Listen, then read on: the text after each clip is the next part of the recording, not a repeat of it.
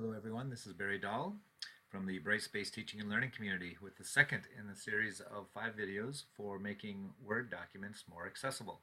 Today we're going to talk about fonts and colors as well as hyperlinks.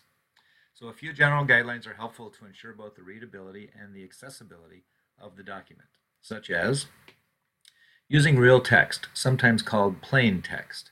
This helps ensure that screen reading platforms will be able to read the text. In other words, don't put text into images. Use sans serif fonts.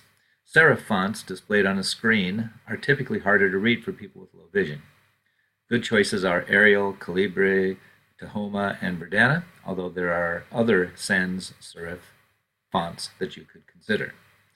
Many people believe that serif fonts are actually better for reading printed material, although this is a subject of somewhat hot debate. People with dyslexia generally find sans serif fonts to be much easier to read, according to the website dyslexic.com. Decorative fonts typically reduce readability of the document and should be avoided.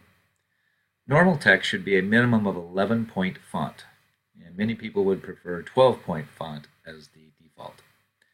Heading sizes should generally be larger than body or normal text. Headings should typically be sized in descending order, with H1 being the largest and H6 being the smallest. You can use font colors if you prefer.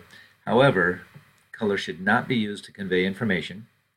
The font or foreground color should contrast well with the background color. In the 5th video, you'll learn about a simple way to check color contrast in Word. Screen reading platforms are not impacted by any of the following: the font type, the font size, and the font color. Similarly, bolded and italicized text will not be identified by screen readers. Links in documents. The way most people create links in Word is by copying a URL in the browser and pasting that link into the document. When you paste or type a link into a Word doc, it becomes a clickable link as soon as you press the spacebar or Enter key at the end of the line. If this is the approach you take, you should then edit the link to make it readable. Making a link readable is helpful to students using assistive technology, since it may not be obvious from the URL where the link will lead them. According to webaim.org, there are 3 principles that should be followed to create accessible links. Use descriptive link text that does not rely on context from the surrounding text. Keep the amount of text in the link to a minimum. Use underlined text with a color that stands out from the surrounding text. It's also important to keep in mind that screen reader students will often skim a document by checking out all of the links, just by navigating from one link to the next.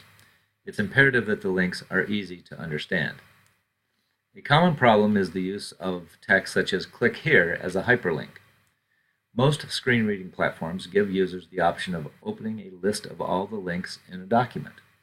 Imagine a list that had 12 entries, all of which simply say "click here," without any context as to where each of the 12 links would lead. For creating links, I'll demonstrate 2 easy methods for creating a text-based hyperlink in Word. In the first method, I'll simply paste a URL from the browser. I'm going to copy this rather ugly URL,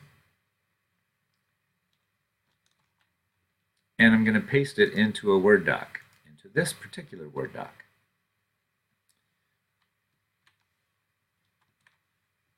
Now that is not the type of URL that you would want students with assistive technology to run into.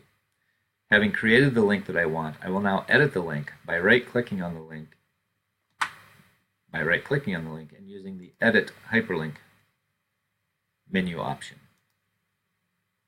In the Edit Hyperlink dialog box, I will change the text, so the text to display, to something that is readable, such as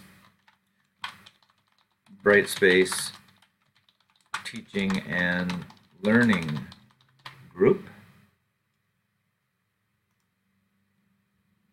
So for example now, when it comes to this link, a screen reading program such as JAWS would say link Brightspace Teaching and Learning Group. Alternatively, I could type in the desired text for the link first, then select the text, and then choose Insert Hyperlink from the ribbon. Next, I would paste the URL from the browser into the dialog box. Good practices for hyperlinks. Include the URL in non-link form, which means as plain text. This is useful for students who print documents. Possibly it's important for students to know what the URL is, but consider not including the text-only URL when it's particularly long and/or ugly. Don't use phrases such as link to when forming readable links. Screen reading programs identify links when they come to them.